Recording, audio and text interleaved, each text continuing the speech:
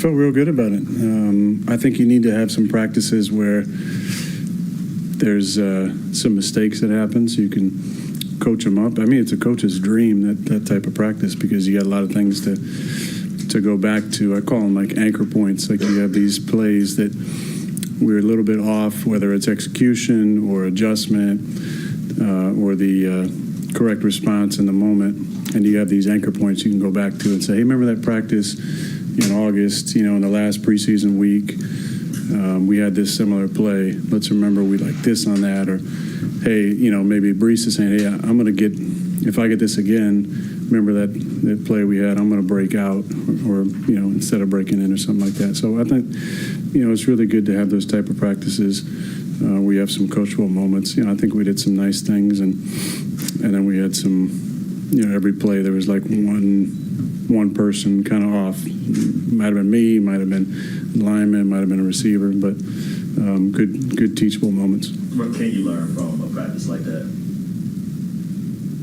I just said, those are anchor point moments. Those are anchor points to go back to, and some of them are stuff that I feel like we should know. There's plenty of excuses we could give about 4:00 bedtime Monday morning or Sunday morning, and all this and that, and pads and all these different things. But at the end of the day, we're getting stressed this camp in a way that, us old guys, we haven't been stressed in a while. And I think it's good for us. So we need to see how we're going to respond in unscripted periods where the entire playbook is up. Good chance to see like who can handle what, how much can we give certain guys, and then what the emphasis needs to be moving forward. So I think those are the most valuable practices for us. Obviously, we're going against a great defense, and we've got after them a number of practices this camp. So that was a really important practice for us, I think. What do you think of Malik Taylor? I know you go back with him going on IR. That's news to me. I didn't know that. But I know he's been battling his injury. Malik had a really nice spring, a nice start to camp. It's too bad because he knows the system, and I feel like when he's gotten opportunities the last couple of years, he's made a lot of plays. But the most important ability is availability, like I know full well last year. So hopefully that means he has a chance to come back at some point. I'm not sure if that's the case. I just heard about this just now. Aaron, how do you look at tomorrow for yourself and the starting offense, and how do you handle that, mentally going into that practice against the Giants? Yeah, it's like our preseason game. Whether or not we play Saturday, who knows? If Salah wants us to, then we will. I don't know what he told you guys, but we haven't been told anything yet. Yeah, okay. So we're on the same page. We're good. Yeah. But it'll be good. Most of these practices have been pretty one-heavy. We took a ton of the reps against Washington and then against Carolina. So I would assume it's going to be a lot of reps, probably situational stuff. There'll probably be a third down period. There'll probably be some sort of red zone period, some sort of 2-minute period. So those are good opportunities. A different defense than we saw last year. In our brief 2 series, Wink told us pregame he's going to play a bunch of cover 3 and then went 0 on half the snaps, including the first play. There's more of a familiarity with their coordinator and Todd Downing and I think Keith being on the staff together. So maybe we won't get that tomorrow, but they got 2 great, premier pass rushers. They got really good interior guys. They're young in some spots, but it'll be fun. I'm excited to see Malik, see what he's all about. Be a good opportunity for him going against some, our premier corners. And anytime you get teams together, it's always interesting. You see how it shakes out as far as, personalities and pushing and shoving. And there's the fear of somebody throwing a punch and having to play in the game. So hopefully it's a clean practice, but you never know. So I know you said your preseason football is not real football, but what is your preference about playing on Saturday? I don't really have a preference. I feel good about where I'm at with my body and what I've kind of put together. I feel like I've done different things throughout camp as far as, rollouts and rollout and pulling up, getting out of the pocket, making plays, throwing back across my body, pump faking and actually extending plays and getting some yards. So I feel like I've done a lot. I haven't taken a hit. That's kind of the main thing thankfully, I respect and appreciate my defense for that. Every now and then, there's a bunch of, some crazy guys you might worry about, accidentally drilling you from time to time. We'll see if we can get through tomorrow without getting drilled. But no, I mean, I stand by what I said. I mean, even these joint practices, there's a fear among all the staffs on, like, how much can we show? What should we hold back? What are we actually going to run for this session? It's a who do you know coaching business. So everybody talks to each other, and if somebody doesn't like somebody, somebody has a friend on the Niners staff, maybe they're going to tell them something about something that we run. I think that's the fear, and probably on their side too. I just know with Carolina, it wasn't like they did a whole lot. So how much work did we actually get out of that? I think it's good for going against somebody else, but is it actually, making you better than practicing against your own team? I think it's debatable. How impressed have you been with the offensive line, especially Olu, with his performance against Carolina? Well, I got to admit, when I'm watching the film, I'm aware of what he's doing, but I'm really watching Andrew and Adrian.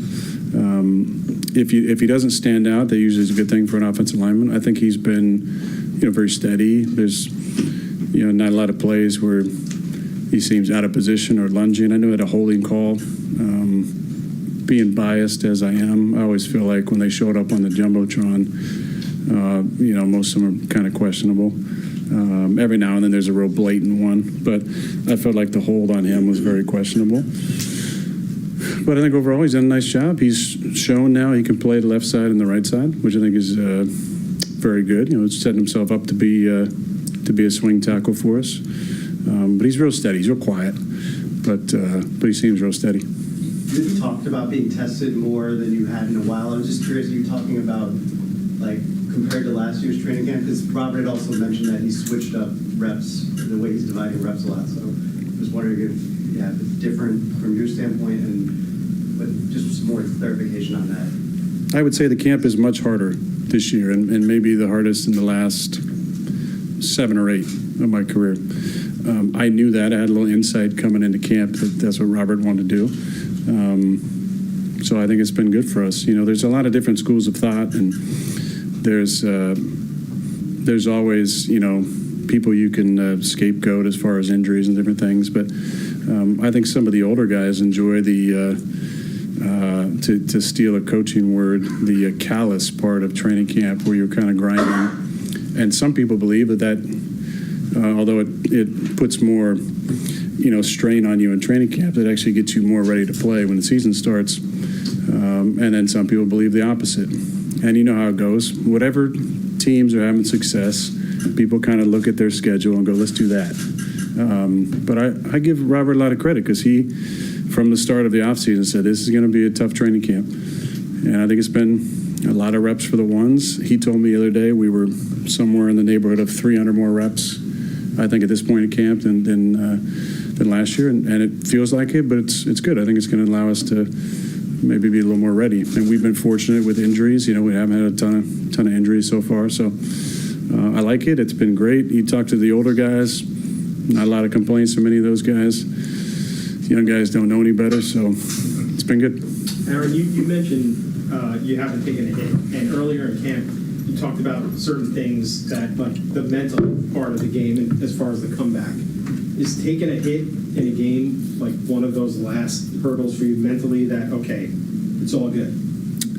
It's a hurdle every year. I think anytime, and I used to play in the preseason, limited and then ramp it up in the second and the third. And then, I remember playing against Tennessee back in, 10 or 11, I think. And it was like one possession you're going to play. And I remember we had a play where it was like a, like double go or something.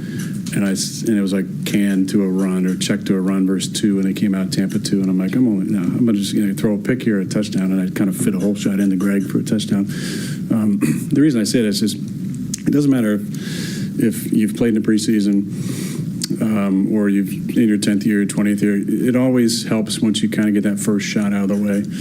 It doesn't have to be in the preseason. Last year I kind of got knocked down, I think, on one of them, and then Jihad hit, kind of pushed me after a play. But it's going to be first time you get kind of rocked, and then it feels like, okay, I'm good. You're not really going to get rocked in the preseason because even if we play a series or two, it's not like there's going to be plays where I'm holding on to the football for a long time or anything. So, there's probably more risk of getting rocked in a practice. Aaron, given your connection with Allen back in Green Bay, how difficult was it to see the season he had last year just from a mental standpoint? Have there been points this summer where you kind of noticed he's closer to that 2022 form? Yeah, I mean, I love Allen, and Allen and I are close friends. I think it was a tough year for a lot of us last year. I give him a lot of credit for the attitude he's kind of brought back. G's obviously our number one. Then we signed Mike Williams to come in and obviously take reps away from Allen. But with Mike not being able to practice just yet, I just liked Allen's approach, and I feel like he's kind of doing some of the grimy things that he did that made him really successful in Green Bay, and that's blocking and running the short routes over the middle. And then you've seen he's made a number of plays down the field. He's caught the ball real well. I like him in the slot. We had a nice adjustment yesterday. He was in the slot against Sauce. He's just such a big body, and he's just versatile. He can play inside. He can play outside at Z. He can play outside at X. And with our desire to move Garrett as much as possible, it gives us a couple big guys on the outside if we want. And in G, being able to move in the slot, and Gibson and Conk inside. So I think he's had a really nice camp. I'm really proud of him. I think his leadership, as much as anything, has been great. I think he's conducted himself with a lot of humility, which is always some of the pie that you eat after a season you'd like to have gone differently. But I'm really proud of the way he's responded, and he's had a fantastic camp, I think. Having watched Garrett, Last one? having watched Garrett last year, but being unable to throw to him, are you really looking forward to that, stepping on the field for week one and throwing as many passes as you can to him? Well, I like to throw it to the open guy. Yeah. But like it was in Green Bay at times with various guys, sometimes that number one guy is open more than others, so they get the lion's share of the targets from time to time. Garrett, I just want to see his leadership role continue to expand, and his route tree to expand, and his instincts to continue to further. But I'm really proud of him. I think he's something happened kind of mid-camp, and I think there was one play in general. We had a rough practice day before. Defense kind of got after us in pads, and not many people really responded. And I went to a couple guys in the tight end group because they're always kind of the most steady, and I said, we got to set the tone today. And then I just mentioned something to Breece about how Ryan Grant used to finish runs all the time. And Breece took the first one and went about 80, He might have got tackled, but he finished to the end zone.